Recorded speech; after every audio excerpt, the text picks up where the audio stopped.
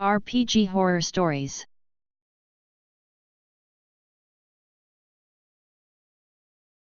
Buckle up, everybody, because this player is an absolute mess of a person and I couldn't make this shit up if I tried.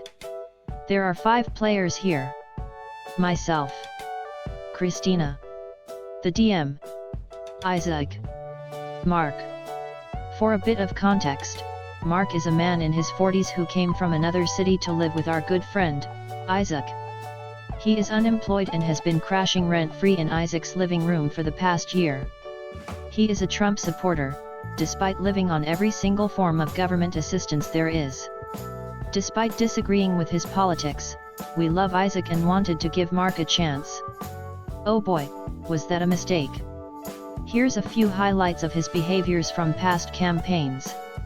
Falling asleep during the game sessions. Playing computer games on his laptop during the game sessions. Eating well over half of the food provided. Getting frustrated with the DM when questioned about how his character works, and throwing shit as a result. Generally just bland, boring characters. Now, I can forgive bland and boring characters, but this most recent campaign, just yesterday, was the absolute worst.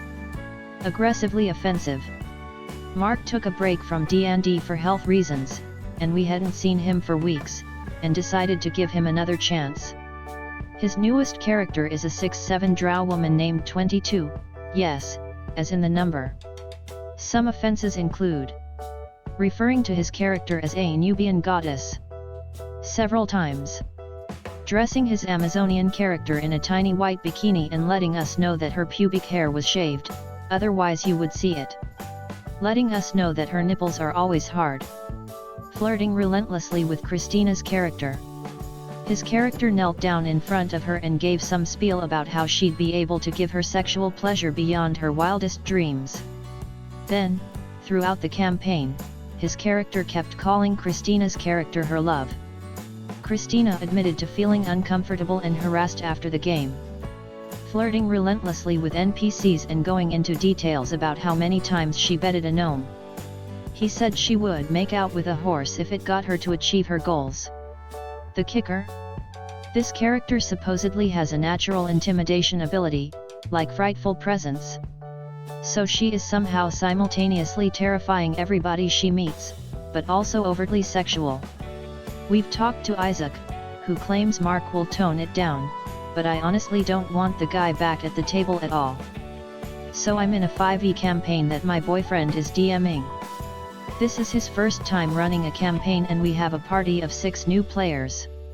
Cast of characters: myself, half-elf bard DM, my stressed out boyfriend drow ranger dwarf cleric tiefling warlock human barbarian halfling rogue. So we started this campaign in early October and I have always wanted to play, and since starting I am already a dice junkie. So it starts pretty normally. 4 adventurers are called to meet in a tavern and I just follow them into the basement and pretend I'm supposed to be there. The halfling rogue starts stealing right off the bat, but 3 sessions later she just stops coming.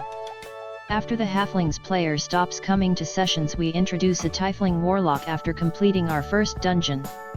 So the party is fairly dysfunctional and most of the players are not really attempting to roleplay. The barbarian's player and myself are the only 2 out of our current 5-person party that do any role-playing. I like putting fun bits into the game. I try to sell rogue to get into places, it does not work, but warlock and cleric's players are completely distracted. They go off looking for rats and bats while we are working through a dungeon, they play videos during the session while our DM is describing rooms, and it's all very distracting in a 5-person party. The drow's player is by far the worst. He has no regard for the party or desire to help us. He found some gemstones, absolutely nothing special about them, and got very obsessed over forcing them to have some magical purpose. He's always asking about magical items and was determined that putting the stones in a sword would give it magical properties. In the middle of a dungeon he tried to get the DM to let him make his own spell that uses the gemstones because he's a drow, so he knows about magic. The DM told him that's not how spells work and that the gemstones have no purpose beyond being valuable, but he was very insistent there must be something. I think I should put at this point that we are level 3. Someone playing a level 3 ranger thought that he could just create a spell to use his gemstones in. The DM also gave me a bag of magic marbles that cause a random effect when smashed, and the Drowse player thought that he could somehow use its magic in his sword, so he took one of my marbles. Beyond what's going on in the campaign, I have been dealing with a lot of anxiety and bad depression, so I have not been going to classes. Drowse player made multiple comments during our session about this, despite the fact that I got visibly upset by them and left the room at one point. At the very end of the session he made another comment about me not coming to class and how I'm going to fail, and I just snapped at him and went into a panic attack. He keeps yelling about things, and during the session he was even yelling about how he couldn't hear the DM as the DM was describing another room. Last session was just very stressful and he has really upset the DM and myself. When you read that title, you're probably thinking, Wendy, the mascot of the profitable fast food chain. Yep. Wendy's, as part of their ongoing quest to market in the strangest possible fashion, made an RPG called Feast of Legends, and I DM it for a group of my friends. This is our second session.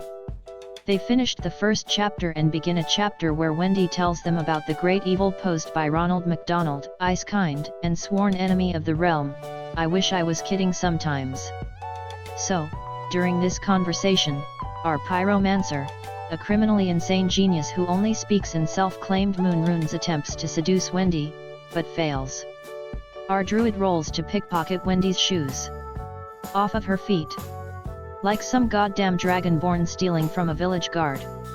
And I let them because hey, what the hell? The druid 20s. Wendy fails 2 straight checks. The party gets Wendy's shoes. I make a custom armor seat for Wendy's shoes, and the party tank starts wearing them for a higher AC. This becomes an issue later that session, when the party stumbles into a boss fight they clearly can't deal with. It was significantly higher level than them and wasn't meant to be encountered at this point, but my players were determined to drive this campaign off the rails. The tank attempts to pacify the boss with a musical tune, which was possible because the party had spent all the money gained during the first session on musical instruments. They nat 1, and I consider that a taunt on the tank. This becomes an issue when I realize that because the tank is wearing heavy armor and Wendy's shoes, they have a higher AC than should be possible. This heightened AC is enough that nothing except a nat 20 on the boss's part would deal damage. And I had just taunted the boss to the immortal tank. The rest of the party tried to attack the boss while frantically praying for me to not roll 20s. I did not. They beat a boss, accelerating the storyline far beyond what it should, because these motherfuckers pickpocketed the shoes off of Wendy herself and became immortal through sheer dumb luck. Absolute maniacs. To be clear, this happened because I was on break from the group. We're all in the same place while college is going, but I was home for the summer. This is just a second-hand account. I'm in my first campaign of D&D, my group is all friends or friends of friends, and all but one of the players was playing for the first time. Our DM is great, clearly understands how to balance encounters to our abilities, and does a fantastic job at improvising. His original world and story are so much fun to follow. I think he goes a little too easy on us sometimes, but that's happened less and less the further we've gotten. We got up to around level 6 or 7 when I had to go home for the summer, and my DM came up with a clever reason for my character to be out of commission and back in commission with the story for when I left and came back. But over the summer I was gone, our group let one of our members invite a guy he knew from work who was interested in joining. He was a first-timer too, but the group was careful to help him understand what was going on and how to play. At their suggestion he rolled a barbarian, a simple class that would help him ease into the game. Except he really didn't ease into the game. After countless attempts to explain to him what his class does in the middle of every single encounter, it became clear that he was making not even a little bit of effort to learn his class. I can understand difficulties at first, but week after week the other first-time players at our table understood his class better than he did, as they were helping the DM explain to him things he didn't bother to remember after the last encounter. Every combat encounter length was at least doubled by having to explain mechanics of his class to him that he should know by that point. Furthermore, countless explanations of metagaming completely went over his head. In all of these encounters, he would always ask for exact numbers, like enemy hit points, what their stats were or what he needed to roll to beat their armor class. This attitude also extended towards his strange role-playing actions. One of the first big red flags, where he never understood the problem, was that he left the group to go solo without any plans to meet back up with them. Maybe the group should have gone questing without him to show him that's not how things work, but there was no questing. Instead, well over half of that session was spent on the group trying to justify a way to reunite with him without metagaming. In combat, he'd often shield bash like he was playing Skyrim because he thought it would look cool even though it was not at all a smart thing to do in combat with the damage it would do. The icing on the cake was a practice battle in the story with a stronger NPC ally, where he decided to pour acid down the NPC's throat. Our DM really likes to let us do what we want, but he had to stop there and explain to him why there's a problem with that. You're pouring fucking acid down his throat, dude. This is a practice battle where you aren't trying to inflict serious harm, and you're going to kill him if you do this. I can't justify as a storyteller having him not die from you pouring acid down his throat. Insane guy, somehow, does not understand this still. He seemed kind of unstable in general, like he showed up to a session with a bullet graze wound on his head untreated. He'd allegedly got into a house party fight when someone pulled a gun and he charged them, barely avoiding death from his dangerous actions. When the group couldn't stand to play with him anymore, they amicably decided to send him a message to tell him he was booted from the group as softly as they could, that it was nothing personal and there were no hard feelings. He suddenly seemed pretty down, and went dark on every contact point anybody in the group had with him. Nobody ever saw him again. It was really surreal. I hope the guy is okay somewhere, that he just wants to cut ties with the group, but he certainly sounded like he made things harder based on how my group told me upon my return. It's really a relief to have you back in the party, he made things really hard for us. Following the events of entering the main keep of the city as well as the oh yeah we know and half of your character theme is now out the window because any bad action gets you executed, read up on P2 for any reference, the DM had decided to send us on a quest, one I still have no idea what we were going to do. Within this quest they gave us this character called Kin or Kern, or as I will now call them Cunt. Cunt was a self-insert character. A stupidly powerful character that had over-involvement in the party was there just for the DM to flex. Cunt was in fact an ancient gold dragon, albeit for some reason they were an ass even though should have been ancient and wise, and were also a 20th level barbarian. Makes sense, I know. Kin will come up regularly, as he shapeshifts into a giant dragon and we head on out on his back, as well as he puts this self-insert into my own campaign, which we will one day get to. Stay tuned. Cunt did nothing beneficial for the party really. We could have taken a ship or airship but instead we flew on the back of an ancient gold dragon, because it DM wanted to flex. Cunt was boasted about and was rude and threatening to the party. Cunt is seen throughout the game, flying us around, bullying the players and basically being the DM's ugh look at me I'm so edgy and tough. Notice how Cunt is also a LG shape-shifted dragon yet still a dick to people and also seems to be a brutish and rude being rather than a wise and ancient dragon. I don't know why almost every game has to be awful, but it is. I keep trying to find games on ROLL20 or LFG forums, but they always turn out awful. Living world games are especially huge culprits. I'm starting to feel like there just aren't good games out there, or at least none that I can join. Moving past the idea that not all games are for everyone, it just seems like either the players or the GM are always awful. Just in the past 2 weeks, I've left games where the moment a player said they were grabbing some water, they were kicked from the game and the DM and his girlfriend threw a fit because the player had disrespected their time. A living world game was described as more than just the combat we constantly see in other games and set in Golarian's lore. Immediately the GM says the game's not supposed to be serious and he's working on the homebrew world.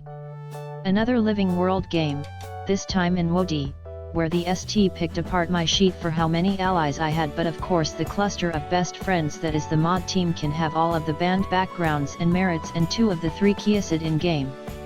When given any counterpoint by any players, the mod team would freak out about people assuming control or that the players were being super argumentative. Living world server where you can apply with 3 pp and homebrew content. Everybody starts flailing around with anime bullshit and living skeletons, but I want to use the Starfinder dwarf ability score modifiers of Dex, Int, and STR, and that's violating every preconceived piece of lore on Golarion. Playing a Starfinder game, GM throws a tantrum because I'm playing a gender-neutral android despite not being gender-neutral, I am, and requests that I stop describing what my character does. It was the first sentence of the game, I had described looking out the window. That was it. Don't even have a GM yet for a Kingmaker game. One of the players is talking about how their kingdom is going to be an elected democracy or they'll kill all of our characters. 2 players have aggressively shit on being anything besides chaotic neutral, but acting evil, or just neutral evil. I've joined more, but these are the only memorable ones. I don't think a lot of these are just me having high standards, just gamers being garbage as usual. My first PK as a DM. Party lineup: Sugar, Gnome Bard Braum, Really Smart Human Fighter Shara, Nature Cleric Antonio, Goblin Fighter Franz, Gnome Monk. And some other people who aren't useful to the story. By PK I mean player kill, but whatever. So I'm running a game and they're trying to kill off these arcanists and find this old party members. I've got 2 problem players. Shara, PC names for privacy, and Braum. Braum found out how to make Molotovs and hasn't stopped using them since. They enter a church with stone walls and a wooden inside. The bard takes up the door and starts blasting the orcs inside. The kill's 1 out of 9. Braum then throws a Molotov in the doorway. Keep in mind the squishy bard is in it, no one else has gotten through. So since the bard went first he couldn't get out the way. The monk throws himself up and through the window, avoiding the fire. He gets caught in a trap.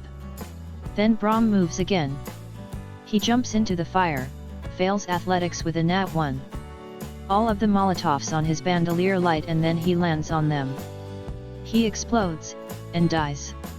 The bard dies too, and I liked the bard, he was nice. So the fire spreads, orcs, and the arcanist escapes. Then everyone but the monk escapes.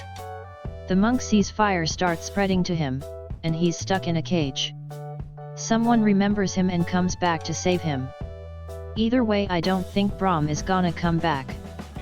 So magic is now completely useless in the campaign I'm in. All magic has a high chance of making things go horribly wrong. I'm a wizard. After turning a pile of gold into flesh, burning someone instead of curing them, 1 level in Artificer that I now deeply regret, and accidentally blowing myself up with shield, the entire party sees me as being completely useless, a detriment even, to their survival. So I've got a crossbow. Can't hit anything reliably with it, but at least I don't risk killing the party. I had to start taking levels in fighter, making me hopefully not completely useless in a few levels. But right now I can, once per round, maybe deal 1d8 plus 2 damage. Fun times.